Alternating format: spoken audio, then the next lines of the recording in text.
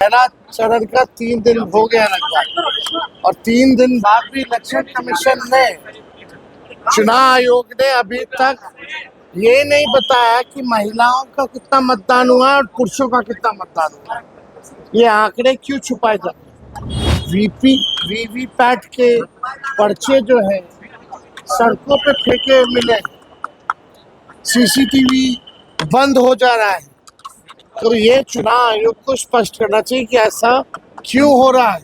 यही जिनका नाम हमारे बड़े भाई पवन सिंह है, इन्होंने अपने निर्दलीय चुनाव में मोदी सरकार के कार्यकाल को हमेशा गलत ठहराया, लेकिन अब जब इधर आ रहा है तो कहता है रोड अच्छा है, ये अच्छा है, घेवड़ा अच्छा है। तो ये मेरा विषय है कि मैं उनको राम मानता हूँ, लेकिन उनके भाषा देख रहे हैं, वो तो बहन को भी बीवी बना लेगा, बीवी को भी बहन बना लेगा।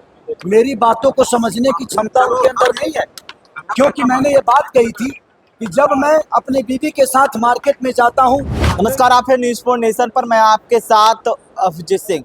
2025 बिहार विधानसभा चुनाव के लेकर जो चुनावी प्रसार है वो अब थम गया है, और वहीं बात करें तो तमाम नेता हैं वो चुनाव प्रचार कर करके जब पटना एयरपोर्ट लौट रहे थे, ऐसे में नेता प्रतिपक्ष तेजस्वी यादव से जब सवाल पूछा गया तो उन्होंने साफ तौर पर कहा है कि देखिए, महागठबंधन की सरकार है, वो आने जा रही है, नौकरी वाली सरकार है, वो आ रही है, और वही खेसारी लाल यादव भी एनडीए पर जमकर बरसते हुए नजर आ रहे हैं। और क्या कुछ करे, दोनों नेता छोड़ जाते हैं पूरे बयानों के साथ। पहला 4 चरण का चुनाव जब खत्म हुआ, हम लोगों की भारी बढ़त है, और आज दूसरे चरण का प्रचार जगह खत्म हुआ है। इसमें चाहे बुजुर्ग हो, नौजवान युवा साथी हो, हर जात हर वर्ग के लोग जो है महागठबंधन के पास में मतदान कर रहे हैं। चाहे शिक्षक हो, चाहे नर्सेज हो, चाहे पुलिस कर्मी हो, राजकर्मी हो, जीविका दीदी हो, आंगनबाड़ी हो, ममता आशा हो, रसोईया हो, सब लोगों का रुझान महागठबंधन के पक्ष में है। सबका साथ जो है मिल रहा है। लेकिन आप देखिए, चुनाव हो गया, लेकिन 3 दिन, पहला चरण का 3 दिन हो गया लगभग, और 3 दिन बाद भी इलेक्शन कमीशन ने, चुनाव आयोग ने अभी तक ये नहीं बताया कि महिलाओं का कितना मतदान हुआ और पुरुषों का कितना मतदान हुआ। ये आंकड़े क्यों छुपाए जाते? वीवीपैट के पर्चे जो है सड़कों पे फेंके मिले, सीसीटीवी बंद हो जा रहा है, तो ये चुनाव आयोग को स्पष्ट करना चाहिए कि ऐसा क्यों हो रहा है। और 3 दिन हो गया और अब तक आपने वोट की प्रतिशत नहीं बताई है। पहले तो उसी दिन पता चल जाता था, शाम में ही पता चल जाता था। अब 3 दिन हो गया, 3 दिन बाद भी लोगों को नहीं पता कि कितना महिला कितना पुरुष जो है मतदान किया। अरे भाई, ये छुपाया क्यों जा रहा है? तो चुनाव आयोग को जो है जवाब देना। आप लोगों को कहा जा रहा है कि हताशा में है, इसलिए बयानबाजी दे, हताशा में आप लोग हैं इसलिए बयानबाजी दे कौन सा बीजेपी तमाम कौन? अरे भाई छोड़िए ना यार, उससे तो प्रवक्ता मेरा है, उससे पूछ लेना उसके बारे में। हम उसके बारे में क्या बोलें? सवाल ये है कि भाई वोट होती है तो प्रतिशत तो बताइएगा ना, कौन कितना दिया। ये बकवास बात है नहीं ना। आपको अधिकार है लोकतंत्र में जानने का, हर एक मतदाताओं को अधिकार है। ये छुपाया क्यों जा रहा है? सीसीटीवी स्ट्रांग रूम में बंद क्यों हो जा रहा है? पर्चियां जो है वीवीपैट के सड़कों पे फेंके मिले कि नहीं मिल रहे? देखियो आंख से, क्यों मिल रहे, कैसे मिल रहे? एक सवाल ये भी है कि आप लोग के बीच में एनडीए के नेता ये भी कह रहे हैं कि तेजस्वी के साथ अलग अलग चुनाव प्रचार में जा रहे हैं, मतभेद अलग से दिखने लगा है चुनाव से पहले, मतभेद की बात हो रही है। एनडीए के नेता कह रहे हैं वो लोग साथ में जाते हैं क्या? साथ बांटो, हाँ, फेविकोल लगाए हुए हैं क्या हो? अरे भाई 122 सीट है, सेकंड चरण, एक दिन में 5 दिन में घूम लीजिएगा क्या? सब अपना अपना काम बांट करके प्रचार करना है। मतभेद कहाँ है? नहीं है, जनता साथ खड़ी है महागठबंधन के। इन लोगों का जाना तय हो गया है। 14 तारीख को नौकरी वाली सरकार आ रही है, कलम राज आ रहा है।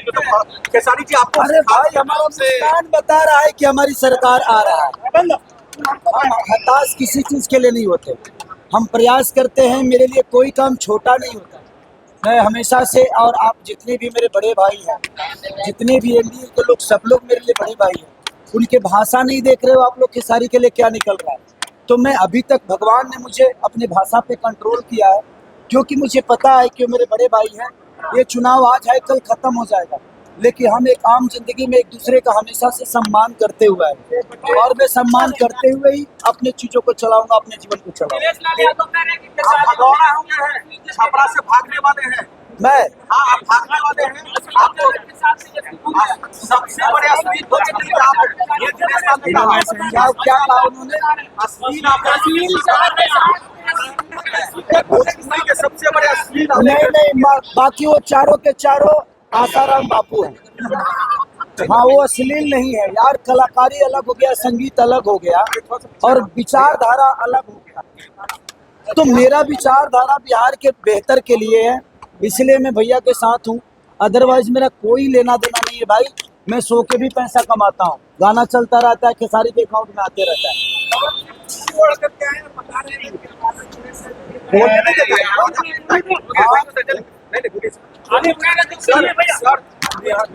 आपको कहते हैं कि छपरा से आप भागने वाले हैं। हाँ। आपके बयान बता रहे हैं कि आप पीछे करो ना थोड़ा। वो जाके सांसद बने थे, वही मकान बना लिए थे। एक बात बताऊं, मैं दुनिया के किसी कोने में रहूं, मैं क्या बोला, जे अगर बेटा अंधा होना तो पास में रह के भी आपको एक लोटा पानी नहीं दे सकता, लेकिन बेटे के पास आंख होना तो अमेरिका में रह के भी अपने माँ बाप का सेवा कर सकता है। तो ये आंख रहने की और लोगों का दर्द समझने की बात है। ये लोग नहीं समझेंगे, ये लोग अपनों का दर्द नहीं समझे तो जनता का दर्द क्या समझेंगे।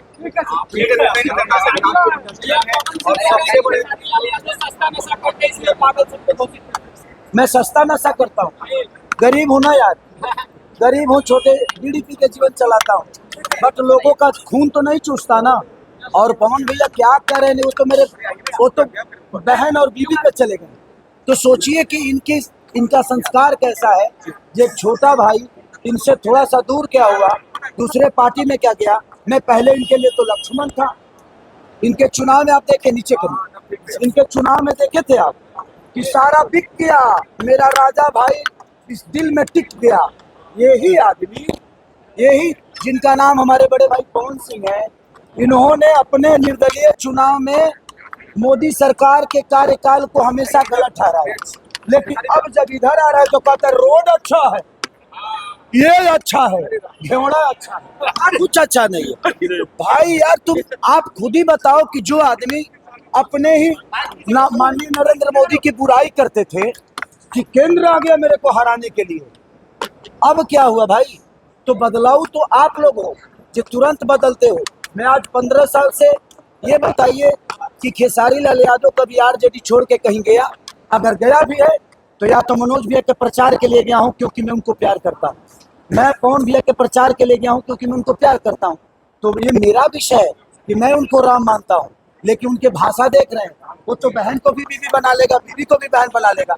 मेरी बातों को समझने की क्षमता उनके अंदर नहीं है, क्योंकि मैंने ये बात कही थी कि जब मैं अपने बीवी के साथ मार्केट में जाता हूँ तो एक बहन की तरह भाई बन के उसका रक्षा करता हूँ, लेकिन वही बीवी जब मेरे घर में आती है तो वो मेरी बीवी होती है, क्योंकि मार्केट में उसके साथ मैं चुम्मा चाटी नहीं कर सकता, क्योंकि वो मार्केट है, उसका रक्षा करता हूँ मैं।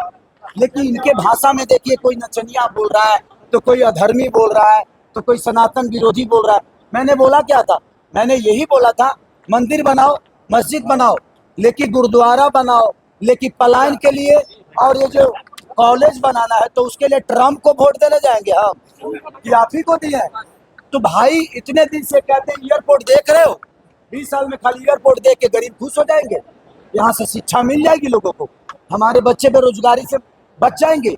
नहीं, 20 साल में यही तो मिला है, 5 किलो अनाज 15 लाख आने थे, 10,000 रुपये अकाउंट में डाल दिए, काम खत्म।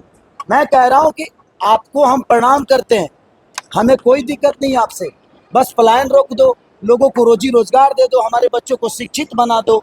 हमें चाहिए क्या? हम लड़ क्यों रहे? ये ना पलायन पे बात करेंगे ना शिक्षा पे बात करेंगे, इनको धर्म पे बात करना है। धर्म के आड़ में ये लोग वोट लेना जानते हैं, सबको हिंदू मुस्लिम करके लड़ाना है, इससे ज्यादा ये कुछ नहीं कर सकते। शब्दों का चैन नहीं है इनके पास और ज्ञान पे ज्ञान देते जा रहे हैं। खेसारी ऐसा है, खेसारी वैसा है।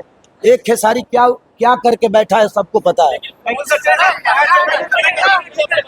हाँ? अच्छा बताइए, मैं लड़कियों का जीवन बर्बाद कर दिया और ये लड़कियों को चांद पे पहुंचा दिया है। सोचिए कि उनकी बीवी होकर खेसारी की तारीफ कर रही है, तो ये कितने बेहतर। उसी से समझ। किरण के साथ जाग उठा बिहार, हर मत बने नई उम्मीद, हर कदम जिम्मेदारी। न्यूज फॉर नेशन की अपील, 6 और 11 नवंबर को घर से निकलें, वोट करें और अपने भाग्य विधाता खुद बने।